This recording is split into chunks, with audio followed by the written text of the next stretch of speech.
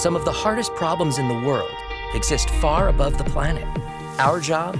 To launch the smartest solutions, to protect our satellites, clean up our clutter, to propel breakthroughs in propulsion, to learn more about our place in the universe, to outpace emerging threats. Every day, the Aerospace Corporation uses the latest technologies to ensure our nation's safety and leadership in space. Hi, and welcome to the Space Policy Show. I'm your host, Rebecca Rose. As always, you can find us on Twitter using hashtag the Space Policy Show, and you can engage with us on Vimeo using the chat box. We would also like it if you would sign up for our latest news and alerts at aerospace.org/policy. Today's episode is on evolving the Air Force Academy for Space Force needs. Today, Aerospace's Mick Gleason and intern Courtney Kirkpatrick talked to U.S. Air Force Academy Colonels Jeffrey Greenwood and Luke Sauter about how the Academy is working to train and equip space-ready officers for the U.S. Space Force. Air Force Colonel Luke Sauter is the department head of astronautics at the Academy. He manages a range of curriculum and funding for training Air Force cadets in the Astronautics and Space Operations program. Space Force Colonel Jeffrey Greenwood is the Air Force Academy Space Force Liaison.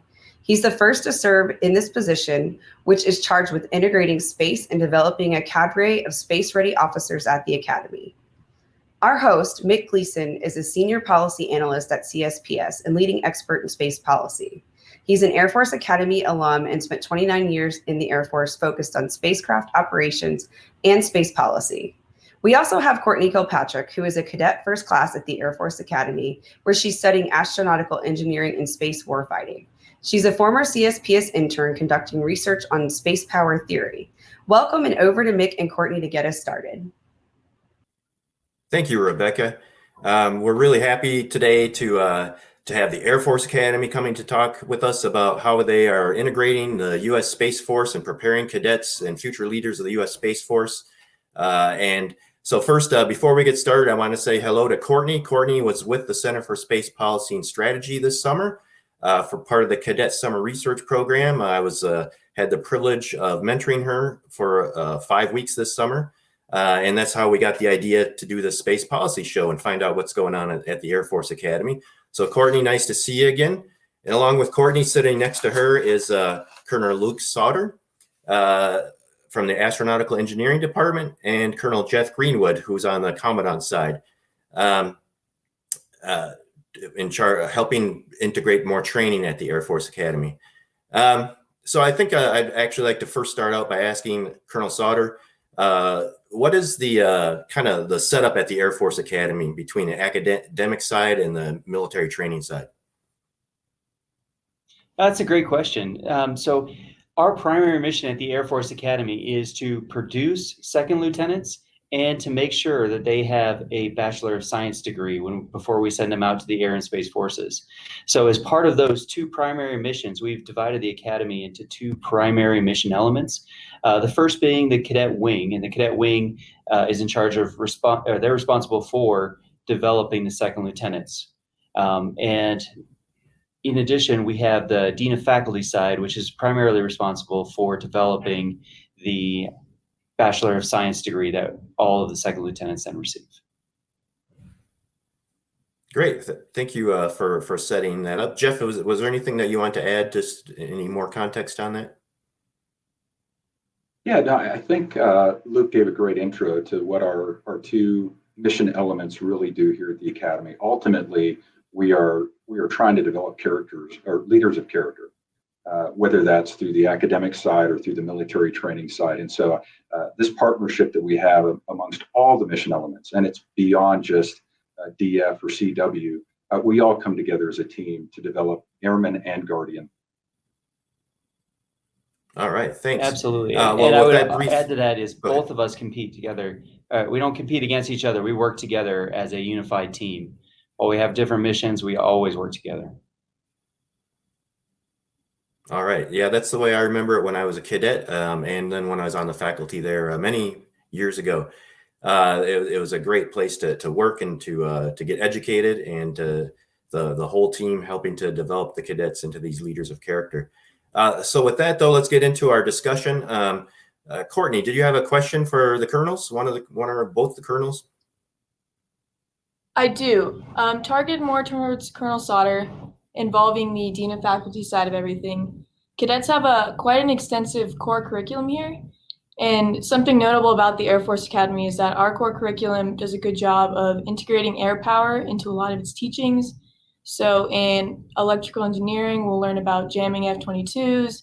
In mechanical engineering, we'll redesign bomber wings. In history, we'll learn about Duhay and Mitchell. So I was wondering, with the integration of the Space Force, if we're going to see a shift in these core classes to involving space examples and what they teach. Absolutely. That's a great question. We're already seeing a lot of that.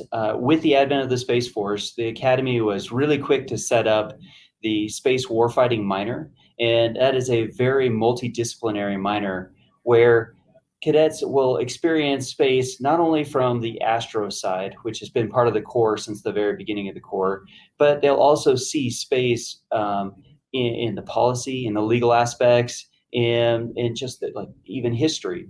And we're seeing throughout a lot of our classes that not only are we integrating examples from the air domain, but now we're going to see more integration of the space domain in through all of our classes as well. So cadets at large should be seeing more of a equity between the air and the space domain as they're educated through their undergraduate. So now, as a former faculty member, sorry, go ahead, Jeff. No, I was just going to add to that, in that, as Luke brought up with the Space Warfighting minor, our goal here is to educate every single cadet on the space domain and the Space Force and the true critical nature of this new domain. Cadets need to understand that warfighting will not start on the land or on the sea. It could start in space. And so we need to educate everyone. All of our cadets, whether they're going to go into the Air Force or the Space Force, have to have that common understanding. And I think, as Luke described, they are integrating it in the Dean of Faculty across most of their courses. So if cadets obviously are going to take Astro 101, they're going to get the orbitology piece, get a basics for understanding space and orbitology and space operations. But they're going to walk into the law department, and they're going to have a space law opportunity to take a space law course. But that Space Warfighting minor, I think, is truly critical, because as we try to develop these, especially the Guardians on the Space Force side, we're trying to hone in on that technicalness of folks. And there are a lot of cadets that don't necessarily want to get an engineering degree. Maybe they want to get a management degree or a legal studies degree, English. They have that opportunity to, as Luke said, take a Space Warfighting minor so they can learn more about space and better prepare themselves to become a Guardian. Yeah, and if I could add, one thing that we've been very good at over the years is developing an air-mindedness to our cadets. Well, with the advent of space, we realized we haven't been doing enough space-mindedness. And so we are now shifting and maneuvering and trying to develop both the classwork and the training environment to develop a greater space-mindedness through all of our cadets, so then they can really understand which service is best fit for them and how the services all complement each other to win the fight in the end. Okay, that sounds great. Raising the level of space-mindedness at the Air Force Academy. But when I was in the political science department there, of the 20 or 30 people in the political science department on the faculty there, I think I was they called me the space guy. I was the one space person on the political science department faculty. And I don't think it was intentional that they brought me in. It's because of my background in international relations and so forth, and my graduate degree in that area. So it's just by coincidence that they brought in a space-minded person like myself. So it is the Air Force Academy purposefully in the training side and on the dean side, trying to recruit or bring in instructors or on the training side who actually have that space-mindedness to increase the amount of people who can spread the word among cadets? I would say that, obviously everybody knows Space Force was established in December of 2019. And up until that point, we had multiple folks who had space mindedness and space experience already serving here at the Academy. And so over the past year and a half, coming up on 2 years now, those people have transitioned from the Cinnamon Spice Air Force strips over to the blue Space Force strips. And so those individuals are still here. And we have upwards of 30 Guardians serving at the Academy now, spread out across all the different mission elements, from CCLD to the prep school and DF and CW, AD, all of them. There are Guardians here.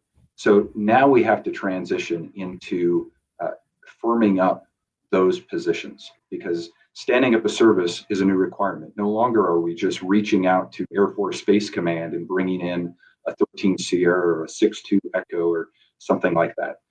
We actually have to have Space Force billets here. Now, the struggle that we have is it's a new service, and we have a lot of manning requirements, new manning requirements that we didn't have when we were just Air Force Space Command. And so trying to figure out what that balance is so that we can conduct operations and still provide an impact here at the Academy to teach that space mindedness is a priority. And so right now, working in conjunction with the S1 and AFPC, we are trying to figure out what that presence should be. And we're thinking that 30 to 35 is about the right number of Guardians that we need here. But the goal is to make sure that we have a presence everywhere, so that no matter where a cadet goes, whether it's down to the athletic fields or in DF or back in their squadrons, there is a Guardian there that they can reach out to, they can talk to about space, be given advice, or maybe another contact that they can go talk to about their specific career field that they want to know about in the Space Force. And so, working hand in hand with DF, the cadet wing is really trying to focus on ensuring that we have a presence. It's across the Academy, and so that there isn't just that one belly button Space Force person, but we've got Guardians all over the place. Thank you. Luke, would you like to add on to that? Point. No, that's a very good point. So in the astronaut departments here where I teach, we've had a number of officers over the years that have an extensive background in space. We've had everything from space operators to engineers to pilots, all with some form of space background. In DF, we have requirements for a certain level of educational requirements, so we add a little bit more on. But we want to see Guardians throughout the Academy. All the way down to our athletic fields, like Colonel Greenwood mentioned, all the way up to our space operations squadron. And cadets, when they see those people in the blue strips, they'll know, hey, that is something that I can go do. That is an officer I want to either aspire to be like, or, hey, I don't know much about the Space Force. Maybe that's somebody I can go talk to learn a little bit more. So I think I've heard a term, blue strip. What is that? Did I hear that correctly? Okay. The name is correct. Yes. Blue colored okay. name tapes. So you'll see the difference. Air Force, we have the cinnamon strips, and then what distinguishes us in this camouflage environment is just the blue versus the cinnamon. So, all right, that's new information for me. So I appreciate that. I've been away too long. I would like to. I would just like to add on a question. Say again. No, I was just going to say, I'd like to add on that although I'm in this position right now representing the Commandant of Cadets from General Moga's standpoint, I am an actual Space Force body. So I don't belong to the Air Force Academy.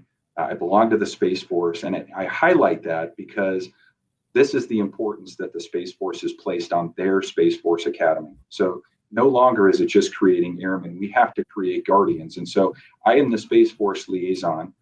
Working mostly on the Commandant side to develop programs and summer opportunities for cadets and to get it into that curriculum within the cadet wing, but to work hand in hand with guys like Luke Sauter over in the Astro department and the other instructors throughout all the departments to make sure that we have a strong integrated message from every department, every mission element here at USAFA.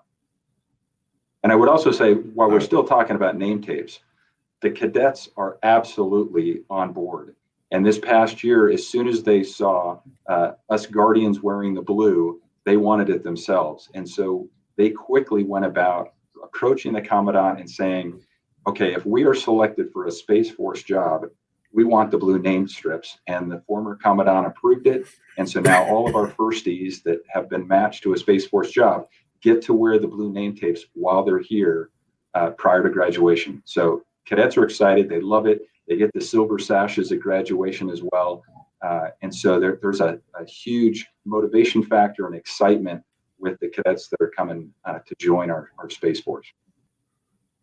That sounds great. I think we should give Courtney an opportunity to ask some questions here too. Courtney, what's on your mind?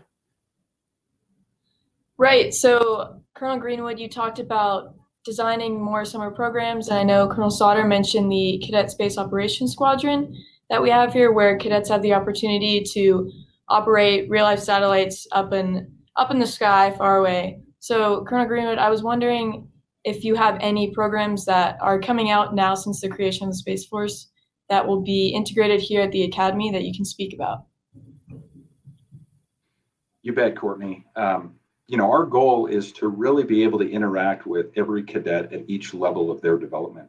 So starting immediately upon graduation or acceptance from basic training, we grab the brand new dualies cadets and we pull them in for a couple hour long space intro day. We call it the Dually Space Intro Day. And there we're feeding them information on the Space Force to answer their questions on what it is and the career fields they can go into. We talk about the educational opportunities here, which courses are most aligned or degrees are most aligned with each career field. We talk about the different clubs that they can be a part of, whether that's the I-5, which is more of a policy and strategy research club, or if they want to do the Cadet Space Operations Squadron, actually build or fly satellites. In addition, there's also an astronomy club and a Blue Horizons rocketry club. So slowly we are starting to expand these guardianship programs and these guardianship clubs that cadets will be exposed to. And so we catch them right away as brand new cadets to inform them about what space is and what they can do here to, in addition, set them up for success to be competitive for selection. So I'm sure you're going to want to know how many we produce, and we'll eventually get into that. But it's going to become competitive, I'm sure, as we move through the years and more cadets come here wanting to do Space Force rather than maybe an Air Force career. So that's kind of the 4-degree experience and what they will get right away. And there's mentorship and there's other things that we'll do briefings. And as we bring in general officers and other guardians here to speak, they'll have opportunities to be exposed to it and talk about space. But then we start to look at the summer programs. And right now there's a space orientation program. Luke's really in charge of that, so I will let him talk on that. But that's kind of the summer program for 3 degrees. But then what's really exciting is when we get into that rising 2 degrees. So between their sophomore and junior year, that's where Luke and I are really trying to work on developing some neat programs to motivate and expose our cadets to space. And so I think most grads would be familiar with a program called Ops Air Force. And that's where we take these young rising 2 degrees and we send them out to Air Force bases for about 3 weeks, and they get to shadow a lieutenant or a CGO around base, and they can learn about all the different career fields that the Air Force offers at that specific base. And if you're going to a pilot base, hopefully you'll get an incentive ride in some cool jet or aircraft. And that's a 3-week program. But due to COVID and some other issues this past summer, we had to shut that down. And so we were already in works of creating an Ops Space Force program. And so we were able to kind of beta test that this first summer. So we grabbed roughly 70 cadets and we exposed them to all kinds of space along the Front Range. So whether it was up at Greeley or at Buckley or out at some of the deltas at Schriever and Peterson, cadets even got to go up to the Lockheed Martin Waterston facility and see an actual GPS satellite on the floor being built. And so cadets are already starting to get that space mindedness through that program. Now we look to expand it for next summer to where it's not just here in Colorado. So we're going to send cadets out to maybe Vandenberg or Los Angeles Air Force Base and let them be exposed to really those 5 career fields that are going to come into the Space Force, whether that's space operations, acquisitions, engineering, cyber, or intel. They'll be able to interact and be exposed to a life of a CGO in those career fields in the Space Force. And then they'll come back, obviously, here, since a majority of space is right here in Colorado Springs. And once again, be able to hit the local tour of all the space organizations that we have and shadow lieutenants and understand clearly what it is to be an officer in the Space Force. And so we're really excited about that program. And one other one I'll touch on, and then give Luke an opportunity because he's heavily involved in these as well. But he and I are working on a program called Azimuth. And anybody that's familiar with the Marine Corps model at the Naval Academy, every Marine, future Marine candidate is going to go through a program called Leatherneck. And this is a program that they run between their junior and senior year, just prior to selection. And it's really an accession tool to really understand which midshipmen are best suited to join the Marines. This is something that Miss Mulcahy on the S1 side, and all the way to General Thompson and General Raymond are really ecstatic about. They love that Leatherneck program. They wanted us to develop something here. And so Luke and I have been working with our NASA liaison on trying to develop maybe a program that's based off of the pre-astronaut candidate training that they do to motivate, inform, and also evaluate these young cadets prior to their match or selection into the Space Force. And so that's up and coming. We're still in the kind of the pre-formal briefing stage. We're going to take it to General Thompson here over the next couple of weeks and get his buy-off on it, see if he likes the vector that we're moving out on. And then we're going to try to implement that here for next summer. And so ideally, you could see cadets who want to do Space Force be able to, like I said, between their 3-degree and 2-degree summer, have a 3-week leave period, but then they'll spend 3 weeks doing Ops Space Force and another 3 weeks doing Azimuth. And that is going to fine tune and help us determine who those candidates should be that we would then select for the Space Force. So I've covered a lot, but I really want to give Luke an opportunity because they're doing a lot on the DF side, and our partnership is really key to ensuring that these programs are out there for our cadets. I wanted to clarify a couple things for our some of our audience who might not be familiar with Air Force Academy lingo.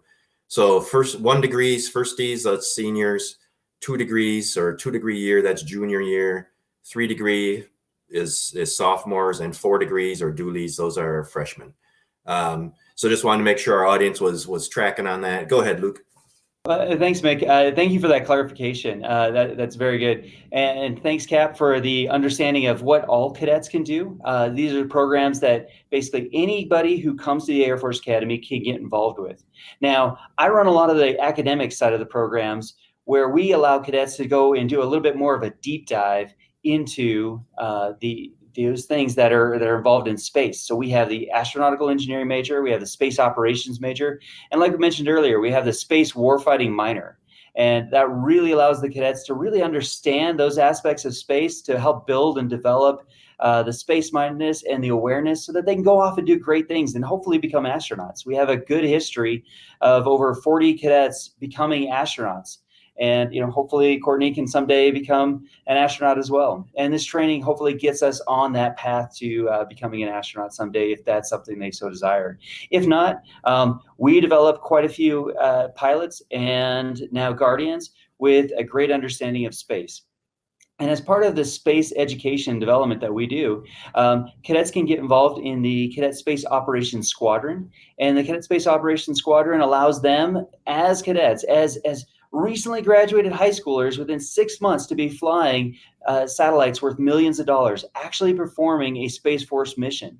And it is quite a remarkable feat. We've been working closely with the Air Force Research Labs, and they help sponsor our FalconSat program, and our cadets help satisfy their mission requirements, flying missions daily and providing that data out to users out in the Space Force that need that data.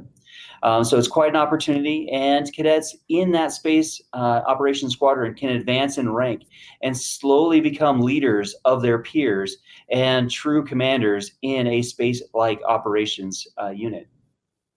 In addition to that, we have a capstone program here at the Academy called FalconSat. And so we'll take engineering and other majors and bring them over to the astronautics department, and they will build a FalconSat. And Courtney, you're going to be doing that next year as well. And hopefully you're looking forward to it. It's an exciting time. I'm a product of it, and we've had many cadets that are also a product of it, and we will be building FalconSats. And the really neat thing about FalconSats is the program allows cadets to see cradle to grave all in 1 year. While typical satellite developments take a long time, we get away with seeing the whole thing because they will basically touch a lot of different satellites. Right now we are designing and building FalconSat X, but at the same time, we are flying and operating both FalconSat 8 and FalconSat 6. And so cadets will get to see all the different touch points as we design, develop, build, test, and then eventually fly, operate, and retire satellites. So it's quite an experience. So just to clarify, to make sure the audience understands, do you have to be a space ops major or astronautical engineering major or space warfighting major to be part of that space operations squadron, or be going into the Space Force, or is it open to anybody, or cadets? Yeah, the Space Operations Squadron is actually open to any cadets. If you were to go down there right now, you'd probably see cadets on console from all the different majors. One of our leading folks is actually a poli-sci person, just like yourself. And so he was, he is a poli-sci grad, soon to be poli-sci grad, but he loves space ops. And so he is down there all the time, and he is the go-to person for training in the Space Operations Squadron right now. That wouldn't happen to be yeah, JP if I could Byrne, chime would in. it? No. No, okay, I am sorry. a member of the Space Operations Squadron, and from what I've seen, it's not even a majority of astro majors or space ops majors. I would say it's a pretty decent mix around the entire cadet wing and around all of the majors of who's involved in the Space Operations Squadron. Well, I think that your sounds incoming amazing. squadron commander is actually an economics major. So it just shows That's right, you don't yep. have to be in the astro department to lead that organization. I'd just like to piggyback off of Luke's comments, because I absolutely love CSOPs, and I love the FalconSat program, and I love what cadets are able to do in terms of development, design, and then flying satellites. But we also have to realize here that we don't just bring space operators into our service. You know, we're going to bring in engineers and acquisitions, engineering, acquisitions, intel, and cyber. And so expanding out beyond this lone guardianship, because I like to consider CSOPs our guardianship program, you know, on par, if not surpassing the jump or the soaring programs that are out there on the airmanship side. But we have to find ways to grow the CSOPs program and other programs so that cadets have a full understanding of the Space Force, and it's not just operations. And there are so many other components that play into it. And so CSOPs is our flagship program right now, but that doesn't mean that we're not going to grow other things to augment that and support, so that you get that well-rounded view of the service, and it's not just space operators. It's not just pilots or things like that, as the Air Force would advocate as well. This is sounding more and more awesome all the time. I want to give Courtney an opportunity to ask another question. I have a couple questions on my list here I'd like to get to, but Courtney, do you have something else on your mind? Sure, yeah. I think something a lot of people would like to know about, I've gone through it, but Colonel Greenwood, I was wondering if you could speak a little bit on how cadets get into the Space Force and the application process that will go through here, and roughly the numbers of how many we have taken and are looking to take in the future. Yeah, Courtney, that's a really great question. And I know everybody, especially inbound people, are wanting to know what those numbers are and what they have to do to be competitive. I will say that, you know, as I stated, we stood up the Space Force in December of 19, and it was a conscious decision to say we are going to graduate folks into the Space Force, directly into the Space Force with the class of 2020. And that was our goal, and we hit that. We graduated 86 officers and made them guardians, and they joined two others, the Chief of Space Operations and the Command Chief, Chief Doberman. And so at the time we had 88 guardians, and 86 of them were USAFA. grads. The process evolved a little bit for the class of 2021, and due to some growth, we were able to actually commission 118 this past summer into the Space Force. And now we're going to start to level out those numbers. And starting with the class of 22, we're going to graduate 96 Guardians from USAFA, which is a very good portion of the overall number that we produce annually between the three commissioning sources. So a really good opportunity to join the Space Force by coming here to the Air Force Academy. So with those 96, there was once again an extensive change to our process. The CSO determined that he wanted interviews for all of his incoming officers. And so that was a challenge to try to integrate across the three commissioning sources. But because I had a very active audience right here and everything was local, I determined that I could probably beta test this for the chief this past year with the class of 22. And so we did. We ended up conducting 120 interviews to then select our 96 officers for the Space Force for this class. So that's kind of the overall. And I guess, you look at numbers, out of that 96, we're looking to produce 55 operators, 4 cyber, 4 intel, 16 engineers, and roughly, I guess that leaves about 17 acquisitions officers. And so that's the breakdown, and I think we're going to stick to that probably for the next 4 years. Now that you understand the overall numbers, I'd also caveat that the other service academies will also commission. So there's an opportunity to cross-commission from the Naval Academy and or West Point, but understand we're only giving 4 slots for a cross-commission. So as these recruits think about where they want to go to school, if you want to come to the Space Force, you need to come to the Space Force Academy, and that is USAFA. There are going to be opportunities at those other 2 service academies, but they're very limited. They will share a total of 4. And so coming here gets you the best chance of commissioning into the Space Force. Now with the process, in addition to, go ahead. Oh, I just wanted to, as far as the recruiting new cadets coming into the Air Force Academy, are the Academy liaison officers spread across the country to help inform high school seniors and so forth. Are they being brought up to speed on what the Academy offers on the space side if a high school senior or junior has questions on space for them? Yeah, I think that's the next big hurdle that we want to try to tackle here at the Academy. I'm actually briefing the Gold Bar recruiters next week. And so I'm going to talk to them about the Space Force in general, the opportunities, and then what that selection process looks like so that they can go out and inform those high school recruits on what the Space Force is and what they will do at the Air Force Academy. So we're starting there, but I think you bring up a great point that we need to reach the ALOs as well and inform them on what the Space Force is, because obviously not every ALO out there is familiar with the Space Force or had an opportunity to work in a space-related job. So that is a task we want to get to. Well, but to finish up on Courtney's question, just on the ALO point one, I hope you can share the space policy show with them to help inform them. Definitely, just provide me the link and I'll get it to them. Will do. I think this is a great venue to start that process with them. No, and so Courtney, to really get at the heart of your question, because I know, there's a lot of folks out there about ready to submit their preferences. I think a lot of it comes down to, degrees do play a role in it. So, depending on the track you want to go, whether that's operator or engineer, intel, there are degrees that are best suited or maybe more suited for those types of careers. And so we will take a look at those degrees. Order of merit always plays a factor into it.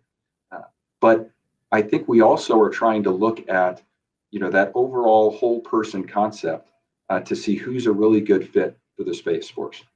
And being a part of CSOPs definitely is going to get you a couple extra points when it comes to our board. And I guess I should highlight that is that one of the things we developed was a Space Force assignment board, and Luke and I both got to participate. Actually, we drove and ran the one for the class of 21. That was the first one where we did all of our internal selections here at USAFA. And so we have a board comprised of Guardians and Luke. Sorry, I want to include Luke, even though he can't transfer because he's a department head. He is still a Guardian in our heart, and so he plays a key role on that board. But we come together, we take a look at all the candidates who have applied for the Space Force, and then we will whittle it down to those who are going to receive interviews. And so the more you can do to be active in the programs that we kind of talked about with CSOPs and the I-5 Club and Blue Horizons or the Astronomy Club, or doing research on a space topic, or doing something in, if you're a physics major that relates to space. All of those things kind of show us your propensity towards not only being able to be a space officer, but your desire. And that's truly what we want, is somebody who's passionate that wants to come to the Space Force. And so my last point on that about passion would be, you have to be a volunteer. Okay, so maybe that will change now that the Space Force is established and cadets are coming to the academy who understand they can go Air Force or Space Force. But in the end, and right now, you still have to be a volunteer. So if you don't want to do Space Force, I will not force you to come in. And so you can pursue pilot or rated, you can pursue non-rated positions in the Air Force, and you don't have to worry about me coming out and grabbing you and pulling you into the Space Force. So that's kind of a little bit, hopefully that helps you, Courtney, understand what we're doing. And I know with your class, you're excited to find out here what the matches were and where your class are going to be going here upon graduation. Thanks, Jeff. Yeah, I can't wait to so what I'd like get to our jobs back. Go ahead, Courtney. Sorry. Oh, Go ahead, I was Courtney. just saying, I think we're all eagerly waiting to get our jobs. All right. So I would like to turn over to Courtney and Colonel Sauter one more time, and then I think we'll have to wrap it up. Courtney, do you have a final question, or is anything that we missed? We've covered a lot of turf here the last 40 minutes, so I think I want to make sure we didn't leave anything hanging out there, and maybe we could ask Colonel Sauter to address that question. There is nothing on the top of my mind right now, Mick. All right. Unless you have any questions left. No, well, I just would like to give Luke. So maybe I can ask Courtney a opportunity. question then. Yeah. Yeah. Perfect. Courtney, in your experience going through the academy and being actually part of the deep dive into space, what has been the most exciting thing? What would you go out and tell high schoolers that are interested in coming to the academy about the academy and about a career in space? Right.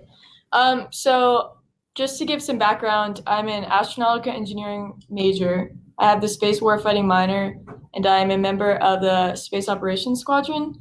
So I've been pretty involved in a lot of the space stuff here. But I think the most incredible thing for me has been seeing the development of all the space things, because when I applied here and started my 4-degree year here, there was no Space Force. So there wasn't as much of a push to have space stuff here. And now that we've seen the creation of the Space Force, I've been seeing space kind of booming, I guess, in the academy as it is in the rest of the world. And I think I would tell all these high schoolers that there's just an amazing amount of growing opportunities here to get involved in space, even if you don't have the tendency to go be an engineering major, as it previously was kind of heavy on the engineering side if you wanted to do space. Excellent. Thank you. Well, Courtney, I would just say you basically answered your own question about how do you make the Space Force? Because as you look at your resume and what you've done and the degrees you're taking and the warfighting minor, you nail it. You have everything we're looking for. So, I can't give away anything in terms of how we're selecting, but I'll tell you, if you want to go Space Force and you were a volunteer, you've punched all the right tickets, that's for sure, because you're ideally what we're trying to look for to recruit into our new service. Yeah. That's good. Courtney? That's good. That's it for me. I mean, hopefully I will have the blue name tapes walking around here next year. And I think the Academy's done an incredible job of starting to integrate space into everything that we're doing as we become an Air and Space Academy out here in Colorado Springs. Yeah. And Mick, could I add one more thing, one more plug? The Air Force Academy is definitely open for business with regards to space. And as Courtney was a member of Aerospace this past summer, we're sending cadets out all over the aerospace industry to other government agencies and industry at large to see what space is like, to get involved and to bring that back as well.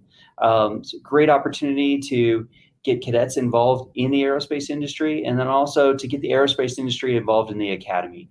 And we hope to grow and build those relationships, especially as space blooms and develops here. Your Air Force Academy is open for business with regards to space. Well, Luke, that's a I great think point. that And I would just, I would follow Go up by ahead, Jeff. saying, your point about industry partnership and all of that, you do an amazing job over there in the Astro department with your reach out and the connections that you know. And I would just offer up, to follow that here in the 3rd through the 5th of November, we're working with Catalyst Campus on a citywide space day, or a couple days. And so on those 3 days, we're going to travel around the local area, and community leaders and industry partners and educators are going to be able to go to see all the space that we have offered up here in the local community, and USAF is going to be a part of that. And so we'll hopefully have the opportunity to bring these civil leaders and industry partners up here to view exactly what Luke does down there with the Cadet Space Operations Squadron and all the other departments that are working on that education front to inform and work with our cadets to understand this the space domain and the impact it has on our joint warfight.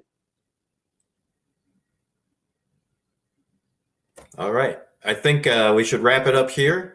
Thank you, Colonel Jeff Greenwood, Colonel Luke Sauter, Cadet Courtney Kirkpatrick. This has been a fascinating discussion. I learned so much. I hope all those people watching the Space Policy Show have a new appreciation for what's going on at the Air Force Academy. And with that, I'd like to turn it back over to you, Rebecca. Thank you all for taking us through what the Air Force Academy is doing to train up cadets for the Space Force. Thanks to our spectacular production team, Colleen Stover, James Liggins, and Jordan Bingham. Check us out on Twitter using hashtag The Space Policy Show, and sign up for our news and alerts at aerospace.org/policy. Be sure to look for our podcasts and share your favorite episodes with colleagues. We look forward to having you tune into our next episode of the Space Policy Show, and until then, take care.